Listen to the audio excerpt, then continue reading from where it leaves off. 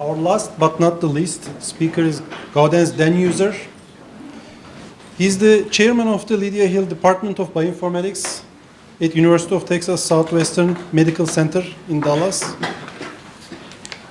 And today he's going to be talking about how we can understand the functional hierarchy between the signaling and mechanical processes of cell protrusion without actually doing perturbation experiments.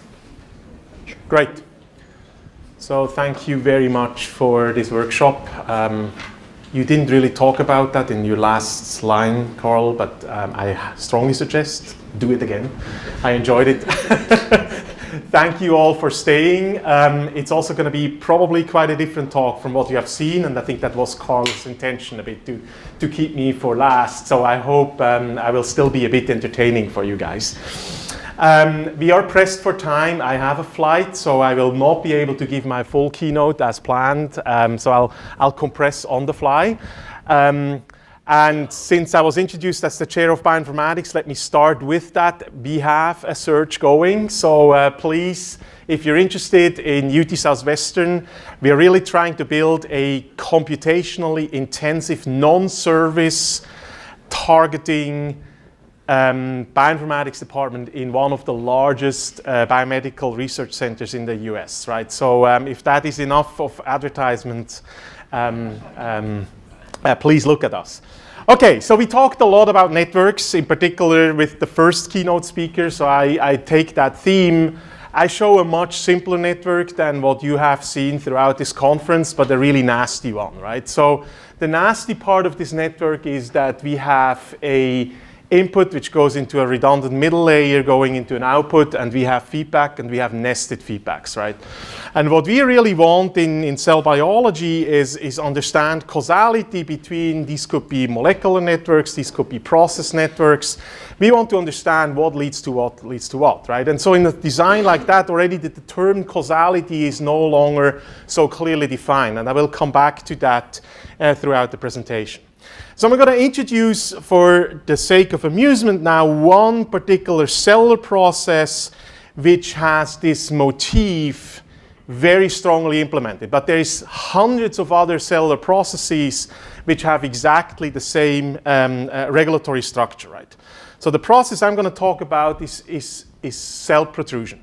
What you're looking at here is a very high resolution movie which shows about a quarter of the front of a cell that drags epithelial layers after wounding again together, right? So you can think of a wound healing process, right? We are imaging these protrusions now in full 3D, so you can already think about the complexity of the data. What you looked at here is actually a melanoma cell which crawls through a 3D environment, which is staged, so that's not in a human, it's not in a mouse, but we can stage with more and more realism these microenvironments. And there's a lot of other reasons why cell protrusion is important for the transcriptional people in the room. I would like to advertise a paper which is already on bioRxiv, where we showed that actually the protrusion machine per se organizes transcriptional programs in cancer cells which lead to pro-proliferative responses. So morphology and transcription of a cell are directly coupled, and we map out the pathway, right? Okay, so just to introduce a little bit of background now, protrusions are driven by the polymerization of actin filaments. And the idea is essentially that these actin filaments grow here and push the membrane. So here would be a membrane which is invisible by this electron microscope, push the membrane forward. So that's how a cell pushes, right? Well, there is already now mechanical redundancy, because that alone, upregulation of the assembly of this polymer, does not explain the protrusion response, because these networks, and you see that here now again with live cell high resolution microscopy, they're slipping backwards. Very much Newton's third law, right? You generate a force, part of that force is going into retrograde flow, as we call it. So you need to understand the adhesion system, you need to understand the molecular motors, you need to understand the membrane tension states, and you need actually to understand the network architecture, which is controlled by hundreds of different cross-linking molecules that now define the mechanics of these polymers. Well, that's a hugely redundant process, right? And the nightmare comes now here that all these mechanical processes in blue, only a few of them shown, are downstream of, and you see now the translation of my initial network into a somewhat more complicated, still hugely simplified control network, which is downstream of, for example, canonical row GTPases. And what is very important for you to see is that there are now feedbacks from the mechanical outputs back into the activators of these signals. What this nice review by Martin Schwartz does not show is the really complicated part, namely there are numerous molecular feedbacks directly out of the middle layer into the top right. Okay, so how in the world do you study something like that? And I was a computer scientist myself. 20 years ago, I actually had a job offer from Carnegie Mellon and declined that to do a postdoc in biology, right? So Takeo Kanade offered me a job at the time, right? And so I was fascinated by that problem and realized, okay, the problem here is on the one hand a computational one, but on the other hand, and I want to come back to Greg Johnson's talk and many of your other talks, the problem really is to get the right data.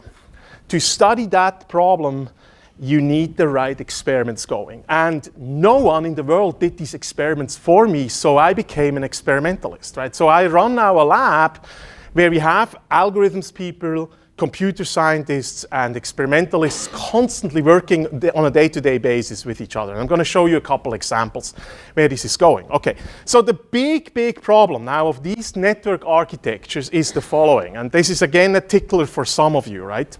We heard already in the title, perturbation-free biology. The problem we have in this field, cell biology, throughout all subject areas of cell biology, the way we study causality is we target the component Px, we get a phenotype, and 99% of the cell papers out there interpret now the difference between phenotype and wild type as the function of that targeted component. And this is fundamentally flawed intellectually, right? What you see is how does this system behave once that component is not there, right? Obviously, I'm talking about adaptation. This could be genetic adaptation, but optogenetics and all these acute perturbation problems have the same issues. If you begin to think back of my network, right? If you begin to take one crosslinker of these networks away, you immediately change the stoichiometry of that assembly process. You cannot interpret what that crosslinker does when it is in the system. Okay, and so here the next slide is now for my cell biology friends. You guys will yawn about that joke, but I still make it, right? I remind them, and this is really a psychological problem for molecular and cell biologists, right? That how do we deal with models, with algorithms? If we predict something as computer scientists, they're not going to buy it until we have validated it with a perturbation experiment, which by my definition is flawed, right? And so what I remind them at this point of my seminar is there are very computationally heavy areas of science out there which cannot perturb their systems. Astronomy, weather forecast, you cannot tickle clouds, but they're very, very good. I was very impressed in how precisely they predicted the landing spot of these hurricanes on our coastlines with plus minus 4 or 5 miles precision, right? It's amazing. And these guys, right? So you cannot perturb the stock market in Frankfurt if you want to understand how Frankfurt influences Wall Street investor behavior, right? And so there's a whole math out there which occurred to me about 15 years ago in my career, that I could potentially bring now into the molecular biology field to understand causality between molecular processes, right? Okay, and so here we go back to the experiment, right? For a simple process like protrusion of a cell, I need now to generate Dow Jones index series, right? And the way we do that, that's in its own right, is a very hard computational imaging and computational problem, we place now little probing windows in which we sample all kinds of parameters which we can measure with a light microscope, right? We need these windows to have essentially a shape invariant and temporally shape invariant coordinate system such that we can now put parameters A and P along the edge over time into these boxes where we can now begin to do math, right? And we do that also in shifted windows. And underneath this placement of these windows are pretty heavy-duty PDEs with free boundaries. I'm not going to talk about that, right? Which we solve. Okay, so once we have this data in this format, then we can begin to do the things you guys are like so much. We call that image blast, right? Essentially, the question is now, are these fluctuations series in space and time between two variables coupled in one way or the other? So we need to align them. Or with the same machinery, we can ask the question whether a parameter in one location of the cell is coupled to to the same parameter in another location of the cell. So we have spatial information coupling encoded, and then the last arrow, of course, is does one parameter in one location influence another parameter in a second location out there, right? Okay, and so the simplest thing you can now do, again, this is the slide for my cell biology colleagues, is let's do a cross-correlation of these patterns. We have talked about correlations in this meeting too. I was surprised to see that is still going on, so I'm excited, right? Cross-correlation here gives you the following information. You can check whether the correlation peak is significant, and then you get even a lag in coupling between two variables as shown here, right? Okay, so that's the starting point, and we want to build, obviously, more and more sophisticated coupling engines now. So I'm going to give you, again, to make my next point, a first quick example where we now ask this question. This was an old question in the field. Does this polymerization, this actin polymerization, actually really generate forces and movement? So does making filaments longer really lead to movement? That's just an assumption that has been made for 20 years, right? Okay, and so for that, we developed a technology which in its own right, again, is mathematically pretty heavy. It's not particularly clever in terms of algorithms. I'm just glancing over that. We can take these cells and image now the polymer deformations in yellow vectors indicated, and then we solve an inverse mechanical problem that allows us to get in every location at every time point the local force that these polymers generate. So with that information, we have now one variable in these boxes is now forces in various places, right? And we can begin to see whether these forces are indeed coupled to motion. Right?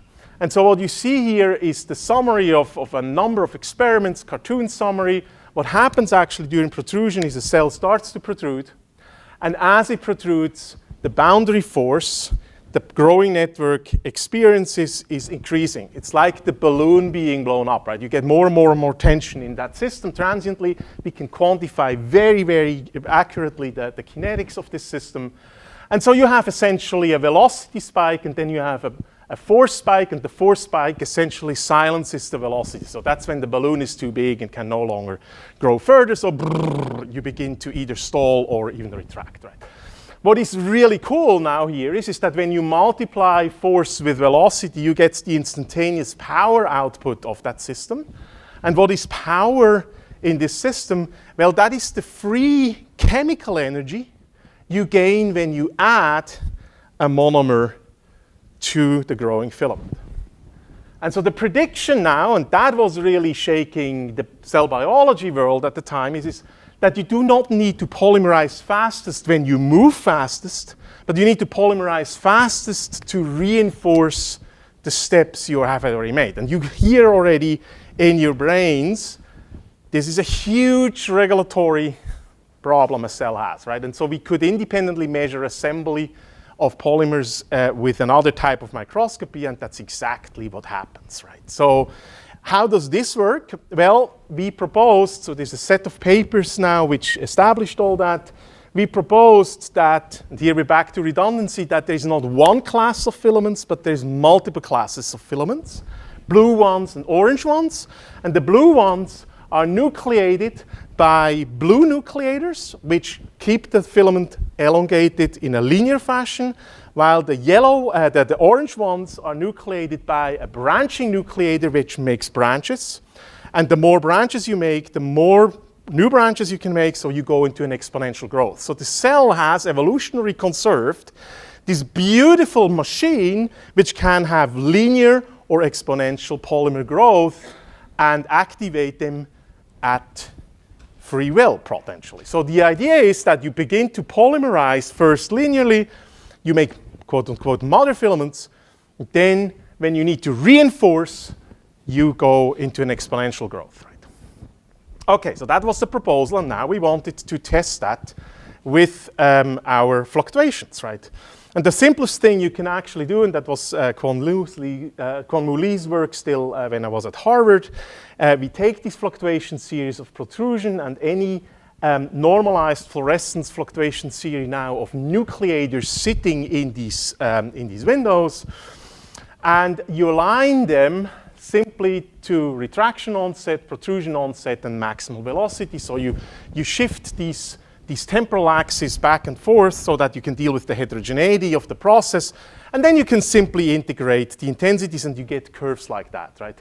And the surprising thing, again, for my cell biology friends is that all the nucleators, they're fighting over in Cell and Def Cell and JCB papers and so forth, which one is important for protrusion. They're all after you have already protruded. They all are in the reinforcement process. Right? So this evolution has made a machine which is very good at reinforcement and much less good at initiation. Right? So the only component which does initiate is this factor MDR1, which is a particular molecule of the formin family. And what is very interesting is it goes up before protrusion onset, and once you reach the protrusion maximal velocity, you have a very strong negative spike, and I will explain that to you in a second. But the key question now is, MDR1 is a nucleator.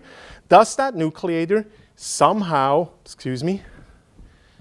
explain now that early polymerization spike that is before protrusion onset? And so you cannot decide that based on averages, so now you need to go back to the fluctuations. And here is a first step now where you can take correlation into somewhat of a causative space.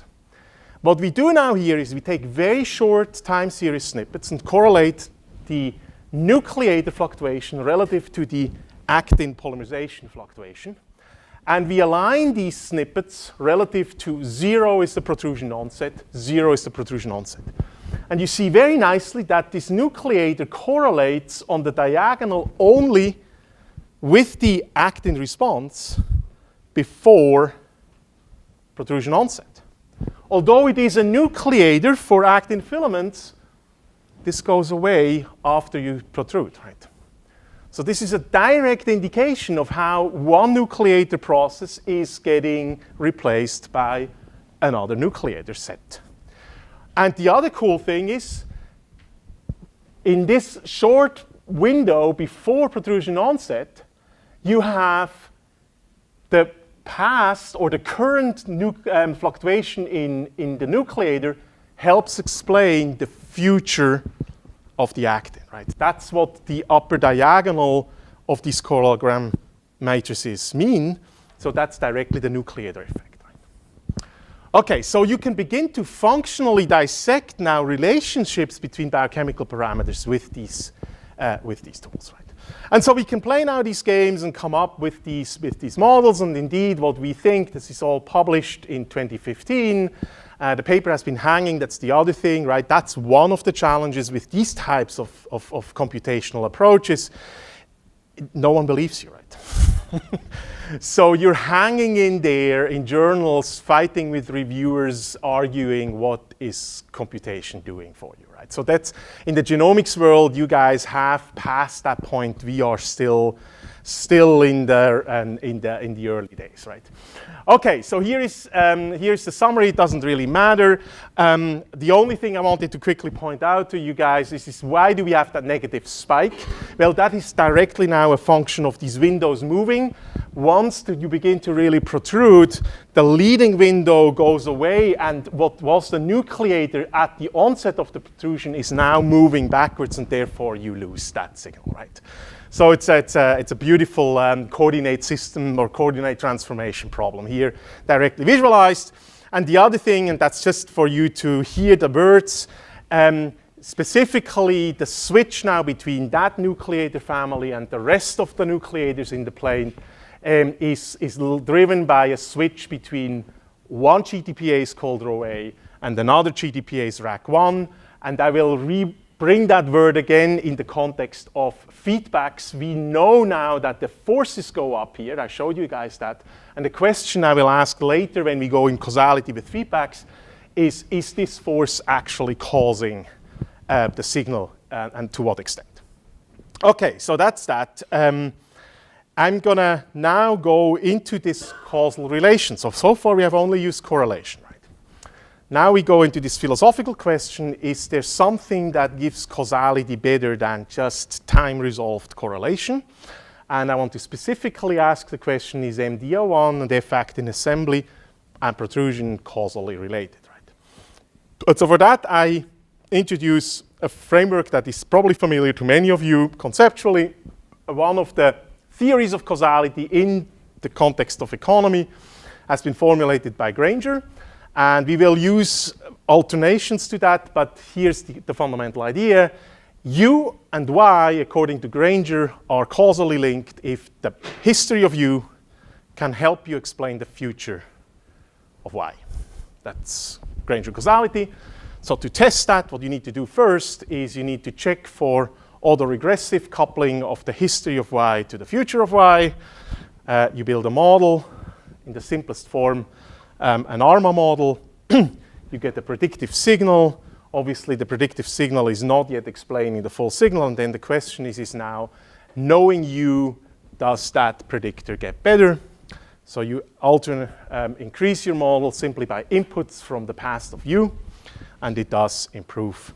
And then you go and do a test on whether the epsilon series, which is the white noise in Granger's sense, the white noise series that drives all the stochastic time fluctuations, whether the variance of epsilon under model 1 is significantly greater than variance of epsilon under model 2. It will always be greater because you have added degrees of freedom.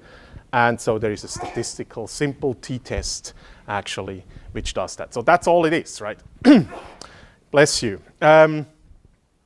Now, Granger causality, to implement that for some more realistic applications needs a few additional considerations. We put these transfer models under the control of BIC, so you don't really know what the best transfer models are, so we do that search. And then the key point here, and if I have time I will come back to that, is the interpretation now of these epsilon t series, right? They contain the inputs from unobserved variables, as well as, in our case, from real measurement noise, right? Economists don't have to deal with measurement noise. We have, right? And so we have, again, two stochastic processes superimposed into that epsilon t, and the fairly trivial game you can now play is do a spectral decomposition of this epsilon t and say the measurement noise is really white and the rest is non-white, and then you can begin to estimate what is still the remaining input power that goes into your time series, which you have not observed, and then you can design an experiment or not, right? What is very important is by definition, we violate the white noise assumption in that fitting problem, and that leads to all kinds of issues, right? Okay, and then the bigger thing, and that is, of course, really the big thing, is you can have confounding input variables, so common nodes which you have not observed, which go into both signals you have, and therefore you overestimate causality, right? And so you need tricks now to eliminate those, right? Okay, let me zap through now the following. So here is the real model we built for asking the question whether this nucleator MDR1 goes into actin. This is work by a financial mathematician, Junsik No, who decided molecular biology is cooler. And the reality is, so what I also show here is we also look now in the same models for causality in space. So neighboring windows can also causally link and so forth. So these are just complications, right? What we show, you can only focus on the blue, the light blue curve. We plot here now the p-values from the individual values from the Cambridge causality test and in cumulative histograms.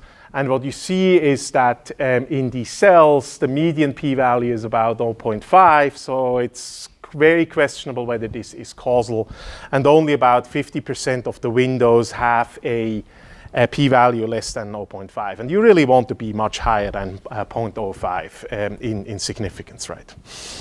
And so the reason why this does not work in the way we were hoping is we started to realize, well, the structure, the time series structure of these two signals is actually quite different, right?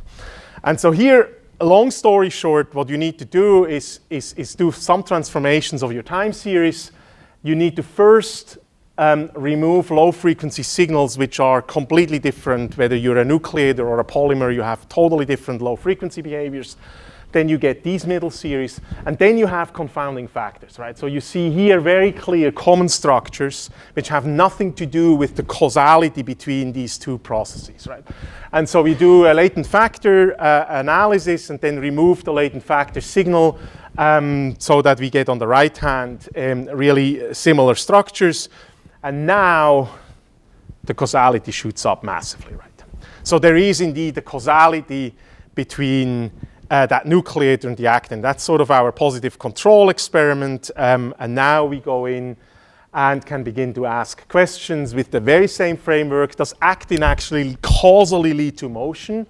You see that for layer 1, 2, 3, so those are these window layers, right? And smart enough, the system finds that there is a strong causal link between actin and motion in the first row, but it gets weaker and weaker the more you move away. The system doesn't know that. That's really coming out of the model.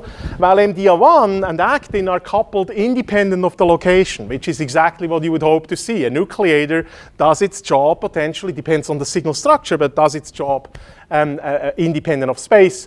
And then if you combine the two now indirectly, then you see that MDR1 is really the guy which pushes motion, right? Not like other factors that have been fought over in the literature. In particular, this ARP23 guy, that's the one the whole world thinks is driving protrusion, and it has a causal link in the beginning, but not further back, right?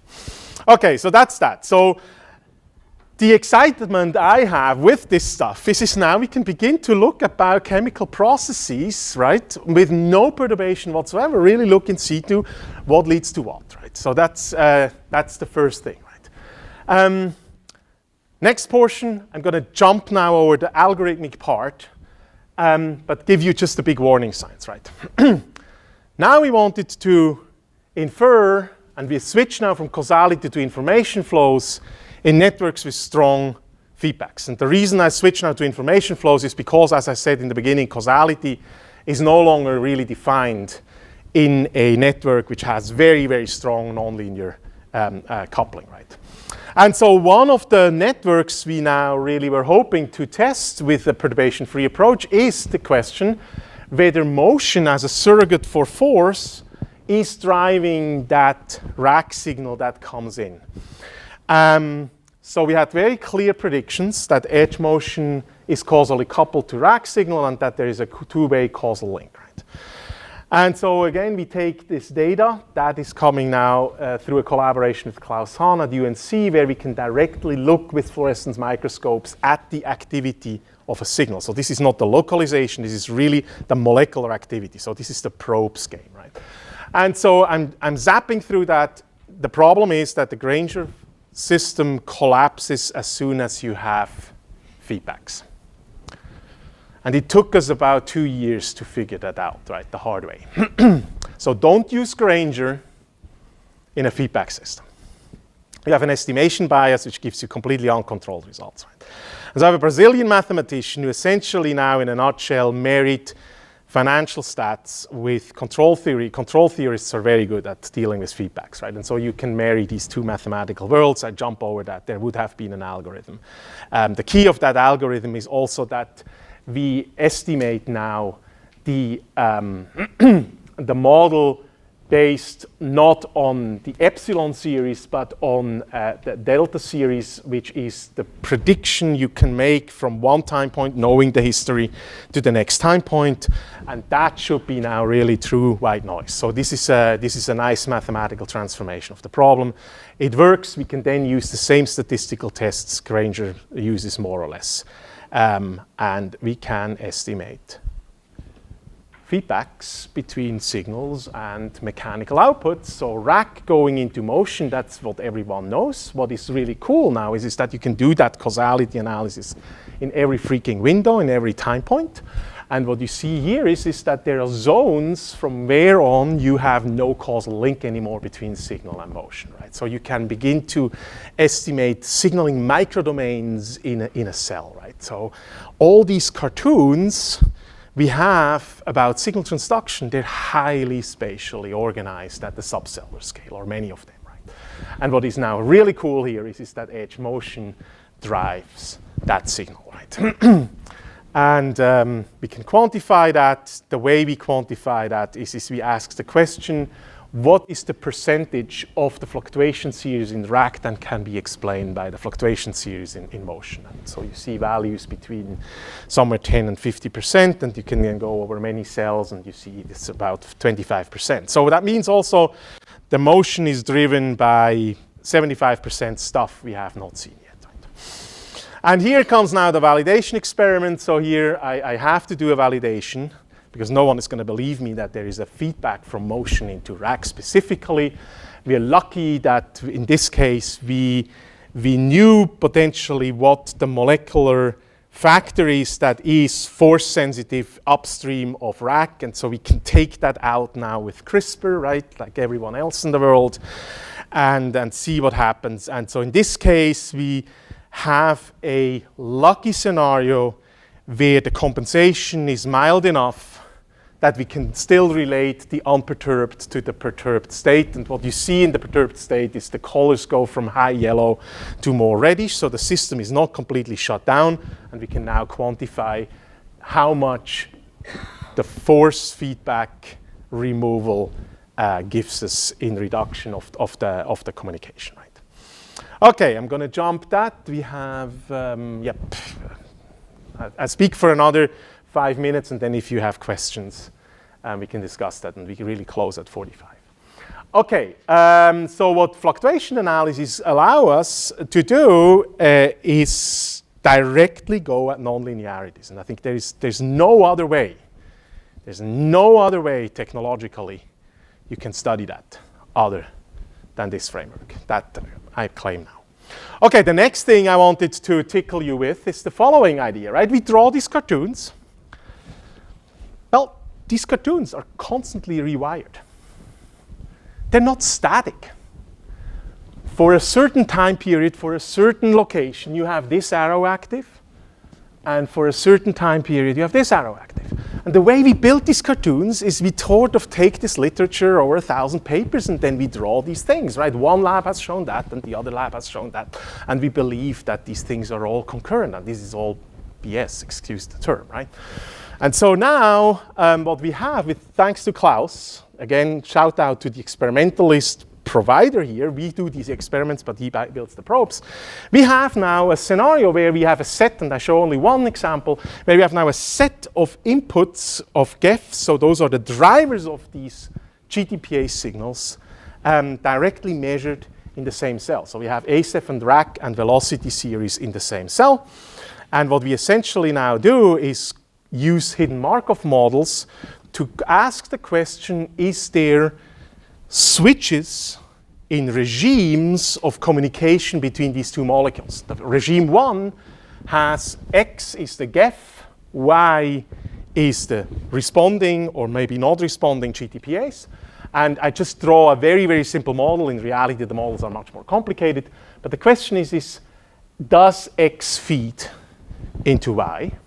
And so there's 3 interesting cases. If you have a regime switch, gamma 1 and gamma 2 might be not the same. So you switch from a regime quantitatively where more communication is replaced by less communication, or gamma 2 is 0, then you have no communication, or you switch from an activator to a deactivator, which would be a little crazy, but you never know what happens, right, when you measure these things. Another Korean financial mathematician who also finds molecular biology cooler, at least for now, he's now being poached by Google. Yes, there are regime switches, right? I'm not going to go into the details. You can map these regime switches now in space and time. And this is just for you to understand. These signal transduction pathways, they're constantly changing at the time scale of 30 to 50 seconds, right? Maybe not MAP kinase signaling, that's a little more boring, but smart signaling pathways, which are really wired up in multiple feedbacks, are constantly changing, right? And it's that is for me really the future of functional biology is we need to get an understanding of how relevant that is for physiological processes, yes or no, right? Okay, so that's that. And then the last thing I wanted to show you is the following. Sometimes you have discrete events, and you want to understand, does a discrete event, a discrete molecular event, and I'm going to introduce it in a second, leads to a continuum response, right? So let's say a ligand impinges on a receptor, and now you go and you have your signal transduction going, right? And this is actually a mathematically pretty spiffy problem, right? How do you now causally link discrete time series with continuous time series? And again, I will not go through the full math here in the interest of time, but here's the problem. There's a long-standing theory out there that microtubules, which is another polymer in a cell, activate the Rho A GTPase through activation of an upstream GEF, very specifically when they start to disassemble. And here again, you see how our cell biology friends and the modelers who just believe that data without doing their own experiments, that's what you guys get when you don't do experiments, right? The way they study that is they go with nocortisol, which is a hammering drug against microtubules. So all the microtubules begin to depolymerize in the moment you dump that drug on these cells. And you see very nicely that Rho activation goes up in a Western blot, right? Complete overfiring of a cellular response pathway. There might be 7 million other things responsible for that Western blot, but since there is a hypothesis, of course you see always what you need to see to support your hypothesis, right? So you just show the right data. Okay, here's the question. With the biosensor now, can we actually get at that? And here is the data we collect now. Here are growing microtubules, which we can automatically track. We get millions of microtubule depolymerization events. And we have the GEF activity mapped out in the continuum space, right? You already see there is an experimental nastiness. We need to sample here much faster than here to get to the relative events. So this is time scale integration. What I really wanted to show you now is the problem here, right? I already discussed that. We have now in these windows discrete event series, and we have continuum series, and we need to go through a transformation of this data that allows us to do that. And here's in a nutshell what we do. We take these discrete event time series, we plot them into cumulative event series, then we take the trend away, and the trend is linear, which means this, in this case, it's a Poisson process. You can generalize that scheme. And then we have this instantaneous occurrence fluctuation series that comes out of here. And what we need to not forget is now we have a Brownian bridge. And so the variance in the middle is not the same as the variance on the side. So we need to normalize with the variable variance of this time series and get a new time series. So this is very elegant. We have a discrete time series mapped into a continuum. and now can directly begin to play the same causality games as before. And you can, we will publish that hopefully in the near future. You can actually use the same framework now to do 2 discrete time series couplings, which is probably something some of you might be interested in, right? So you map both time series into a continuum space, and then you have the whole mathematical framework of continuous time series analysis again at your fingertips. And here's the result. Yes, the bottom line is indeed depolymerization does drive GEF activation with a lag of about 10 seconds. So again, we can then map out the full kinetics of this system. Okay, so this is this direct recovery of pathway activation events, which can be used with the same framework. And as I alluded to, we have a generic framework now for coupling discrete event series. Okay, here's the future. That's the last slide. My future, I'm sorry, is mainly in the war of the data, right? And that's what I alluded to for the Allen guys. It's the same thing, right? These frameworks are more or less there. Yes, there's tweaking here and there. But at the end of the day, the reason I can talk to you about an exciting causality story is because I invested in getting the right data, right? So the real future, of course, as we all know, even in cell biology, is not 2D but 3D. We all appreciate cells on glass are complete nonsense, right? We're never going to learn what a cell does by imaging it on glass, right? So my lab, that's why I moved to Texas from Harvard, because the Texans gave me the money to build these fantastic 3D microscopes where we can now, this is how a protruding lammellipodia looks like in 3D, right? So we built a lot of computer graphics and image processing algorithms, some deep learning, some not deep learning. It turns out that deep learners are exceedingly weak in segmenting actually really complex cell structures.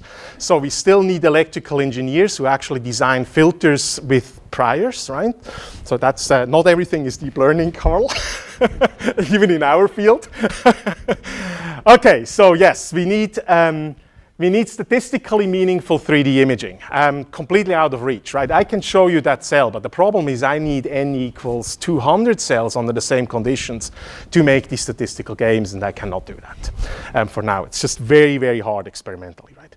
Then the next thing is I showed you causalities between 2-3 variables, right? We want to now scale this up to many variables. For that we need hyperspectral live cell imaging.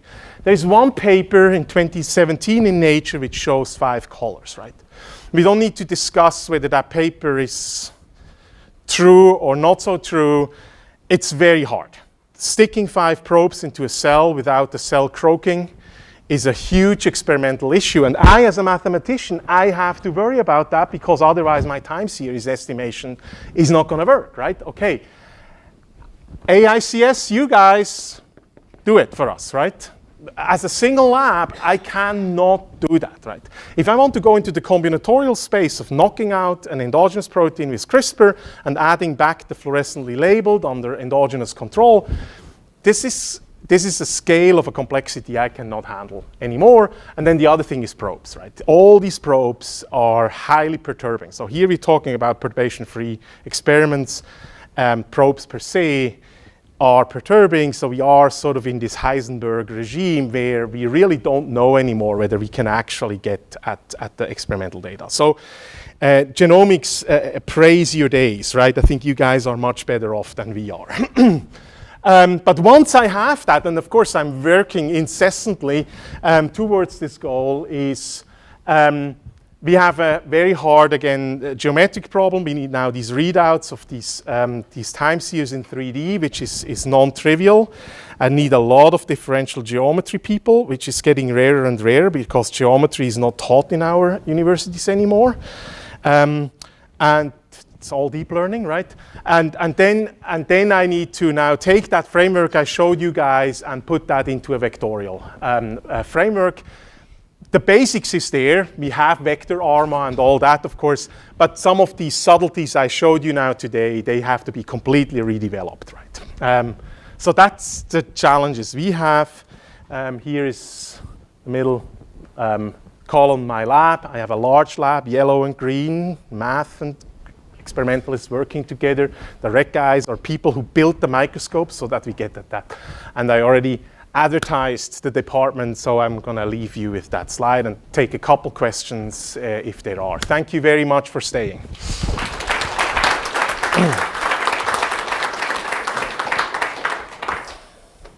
Thank you so much. Questions?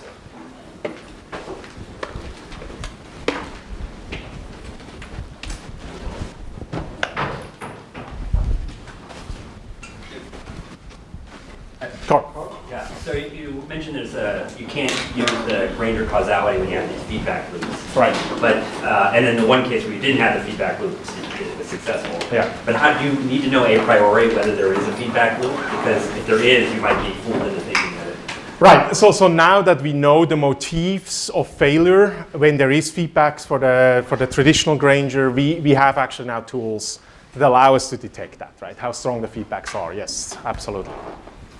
But ideally you go with a feedback accepting framework, and then you will find out that there is no feedback. Yes? So I'm curious with regard to the mechanisms of feedback. How much can you detect from the failure of these approaches about, for example, are you getting feedback directly within the biochemical network, or is it kind of sensing feedback that is creating problems here? Right, so we are, this is early days. We just stumbled now really over the full implementation of this latent factor analysis. And of course, what we can now do is latent factors would be more global inputs to the whole structure we measure. And you can do, again, time series analysis now on the latent factor series, right?